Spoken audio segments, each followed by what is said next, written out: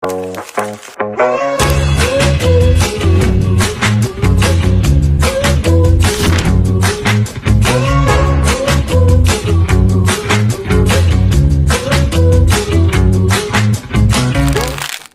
Assalamualaikum. Kita dah nak masuk dah ni Raya Korban. So kita ada loyal customer, one of our loyal customer setiap tahun buat dengan kita. Yes. Profesor Eda. Yes.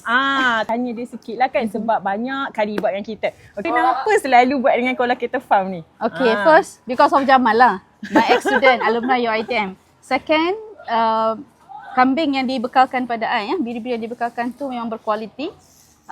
Tak pernah mengecewakan. Semualah yang dapat menikmati hasil korban tu berpuas hati. Tahun saya datang, setiap tahun saya akan, sebelum saya datang sini, saya ada berurusan dengan Encik Jamal kita. Kambing yang macam mana yang saya hendak, dia akan beri yang terbaik. Alhamdulillah, Collacator Farm ni pun ada sediakan penyembelihan. Lepas tu you dah juga potong-potong. Dan yang best sekali tu dengan siap packing.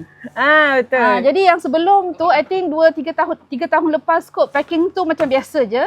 Tahun lepas packing dia sangat istimewa.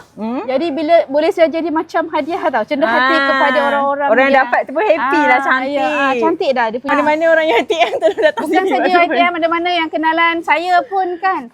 Join datang ke Collacator Farm, quality I kata guarantee kualiti dia kambing yang terbaik.